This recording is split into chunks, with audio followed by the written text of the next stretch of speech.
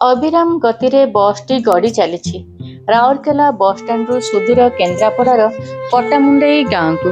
ନିଶିକାନ୍ତ ବାବୁ ରାଉରକେଲାର ଷ୍ଟିଲ୍ ପ୍ଲାଣ୍ଟରେ ଦୀର୍ଘ 20 ବର୍ଷ କାମ କଲେଣି। ନୂଆ ନୂଆ ଚାକିରି ପାଇଲା ପରେ ଗାଁ ଘର, ବାପା ମା, ଭାଇ ଭଉଣୀ, ସାଙ୍ଗସାଥୀଙ୍କୁ ଛାଡ଼ି ଚାଲି ଆସିଥିଲେ କର୍ମକ୍ଷେତ୍ର ରାଉରକେଲାକୁ। ମଝିରେ ମଝିରେ ଭଲ ମନ୍ଦରେ ଗାଁକୁ ଯାଆନ୍ତି ସତ, କିନ୍ତୁ ମନ ଭରି ରହିପାରନ୍ତି ନାହିଁ। ଛୁଟିର ଅଭାବ ଯୋଗୁଁ 2 କିମ୍ବା ଅତି ବେଶୀରେ 3 ଦିନ ରହି ଚାଲି ଆସନ୍ତି। ଆସିଲା ବେଳେ ମନଟା ଭାରି ଭାରି ଲାଗେ, ଆଖିରେ ଲୁହ ଜକେଇ ଆସେ। ମା ବାପା କହନ୍ତି, ଏଡ଼ୁଟେ ହେଲୁଣି ଆହୁରି ଛୋଟ ଛୁଆ ଭଳି ହେଉଛୁ, ଯା ଆଉଥରେ ଛୁଟି ନେଇ ଆସିଲେ ଅଧିକା ଦିନ ରହିଯିବୁ। ନିଶିକାନ୍ତ କିନ୍ତୁ ଜାଣିପାରନ୍ତି, ବାପା ତାଙ୍କୁ ବୁଝାନ୍ତି ସିନା, କିନ୍ତୁ ମୁହଁକୁ ବାର ବାର ଗାମୁଛାରେ ପୋଛି ହେଉଥାନ୍ତି। ଆଉ ମା କଥା ନ କହିଲେ ଭଲ, ଆଖିରେ ଲୁହ ଟଳମଳ କରି ତାଙ୍କୁ ବିଦାୟ ଦେଇଥାଏ। ନିଶିବାବୁଙ୍କୁ ମିଶାଇଲେ ବାପା ମାଙ୍କର ସେମାନେ 6ଟି ସନ୍ତାନ, 4ଟି ଭାଇ ଆଉ 2ଟି ଭଉଣୀ। ଭଉଣୀମାନେ ବାହାସାହା ହୋଇ ଯେ ଯାହାର ଶାଶୁ ଘରେ, ପିଲା ଛୁଆ ସ୍ୱାମୀଙ୍କ ସହ ବ୍ୟସ୍ତ। ହଁ, ଭଲ ମନ୍ଦ ବାହାପୁଆଣରେ ଘରକୁ ଆସନ୍ତି, କିଛି ଦିନ ରହି ପୁଣି ତାଙ୍କ ଘରକୁ ଫେରିଯାଆନ୍ତି। ନିଶିବାବୁ ଘରର ସବା ସାନ ପୁଅ, ବୋଧେ ସେଥିପାଇଁ ଘରର ମୋହମାୟା ଓ ବାପା ମାଙ୍କର ସ୍ନେହ ଶ୍ରଦ୍ଧାରେ ଅଧିକ ବନ୍ଧା। ଭାଇମାନେ ମଧ୍ୟ ନିଜ ନିଜ ପରିବାର ସହ ଭିନ୍ନ ଭିନ୍ନ ସହରରେ ରହୁଛନ୍ତି। ବାହା ନ ହେବା ଯାଏ ନିଶିବାବୁଙ୍କୁ ଗାଁ ଓ ବାପା ମାଙ୍କର ଅନୁପସ୍ଥିତିଟା ସହରରେ ଟିକେ ଅଧିକ ବାଧେ, କିନ୍ତୁ ବାହା ହେଲା ପରେ ସେ ମଧ୍ୟ ଗାଁକୁ ବର୍ଷକରେ ଥରେ ଅଧେ ଭଲ ମନ୍ଦରେ ଯାଆନ୍ତି ସ୍ତ୍ରୀ ପିଲାଙ୍କୁ ଧରି। ବେଳେବେଳେ ଏକୁଟିଆ ମଧ୍ୟ ଯାଇ ବାପା ମାଙ୍କୁ ଦେଖା କରି ଆସନ୍ତି। ଆଜି କିନ୍ତୁ ଗାଁକୁ ଯିବା ପାଇଁ ବସ୍ରେ ବସୁ ବସୁ ପିଲାଦିନର ସେଇ ଗାଁ ସ୍ମୃତି ସବୁ ସିନେମା ହଲ୍ର କାନଭାସରେ ଚଳଚ୍ଚିତ୍ର ପରି ଆଖିରେ ନାଚି ଯାଉଥିଲା। ବସ୍ର ଗତିଠୁ ବି ଆହୁରି ଅଧିକା ବେଗରେ ମନଟା ଦୌଡ଼ି ଯାଇ ଗାଁ, ବିଲ, ପୋଖରୀ, ତୋଟା ଡେଇଁ ଘରେ ପହଞ୍ଚି ଯାଇଥିଲା।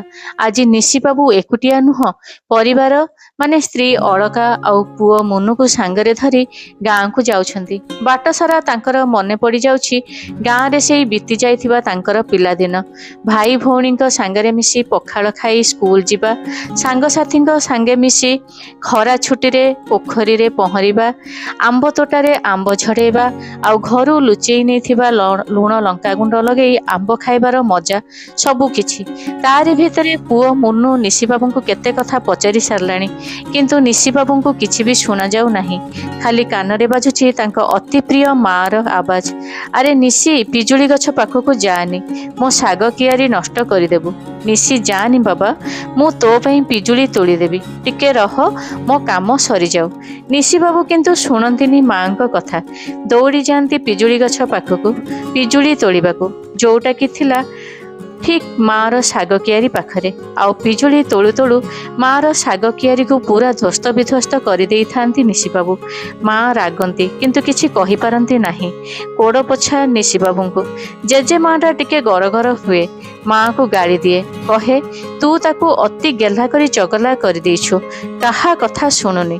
ନିଶିବାବୁ କିନ୍ତୁ ସବୁ ଶୁଣି ନ ଶୁଣିଲା ପରି ଓଲଟି ବୁଢ଼ୀ ମାଆ ଉପରେ ଛିଗୁଲେଇ ହୋଇ ଦୌଡ଼ି ଯାଆନ୍ତି ବାହାରକୁ।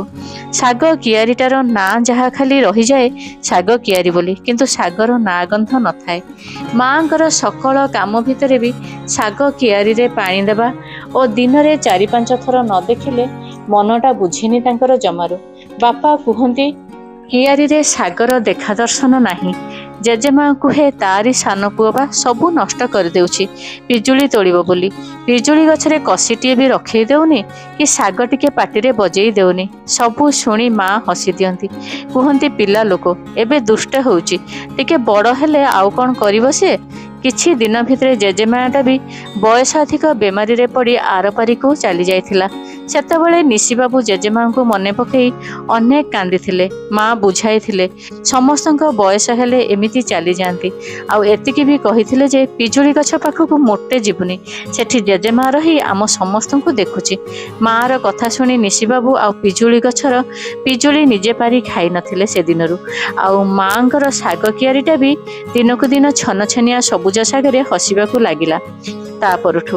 ଏବେ କିନ୍ତୁ ଗାଁ ଘର ବାରିରେ ଆଉ ସେ ଶାଗ କିଆରୀ ନାହିଁ। ପିଜୁଳି ଗଛରେ ପିଜୁଳି ହେଇ ପାଚି ଝଡ଼ି ପଡ଼ୁଛି, ଯାହା ରାତି ପକ୍ଷୀଙ୍କ ଆହାର ହୋଇଛି। ବସ୍ଟା ରହିଗଲା। ନିଶିକାନ୍ତ ବାବୁ ଭାବନା ରାଜ୍ୟରୁ ବାସ୍ତବ ଜୀବନକୁ ଫେରି ଦେଖିଲେ କଣ୍ଡକ୍ଟର ଡାକୁଛି ପଟାମୁଣ୍ଡେଇ ଆସିଗଲାଣି, ଏଥର ଓହ୍ଲାନ୍ତୁ। ପୁଅ ମୁନୁ ଓ ସ୍ତ୍ରୀ ଅଳକା ଦେବୀ ନିଜ ନିଜ ସାମାନ କାଢ଼ି ଓହ୍ଲାଇବାକୁ ପ୍ରସ୍ତୁତ ହେଲେଣି। ନିଶିବାବୁ ପ୍ରକୃତିସ୍ଥ ହୋଇ ତଳକୁ ଓହ୍ଲାଇଲେ। ବସ୍ଷ୍ଟାଣ୍ଡରୁ ଗୋଟିଏ ଅଟୋ ନେଇ ଗାଁକୁ ବାହାରିଲେ। ଏଥର ମନ ଜମାରୁ ଥୟ ଧରୁନଥାଏ ଘରକୁ କେମିତି ଯାଇ ପହଞ୍ଚିବେ ବୋଲି। ଯାହା ହେଉ ଅଧଘଣ୍ଟା ପରେ ଯାଇ ଘରେ ପହଞ୍ଚିଲେ। ଘରେ ସମସ୍ତେ ଥିଲେ। ବାପା ସେମିତି କାନ୍ଧରେ ଗାମୁଛା ପକାଇ ମୁହଁକୁ ବାର ବାର ପୋଛି ହେଉଥାନ୍ତି। ନିଶିବାବୁଙ୍କୁ ଦେଖି କହିଲେ, ଆସିଲୁ?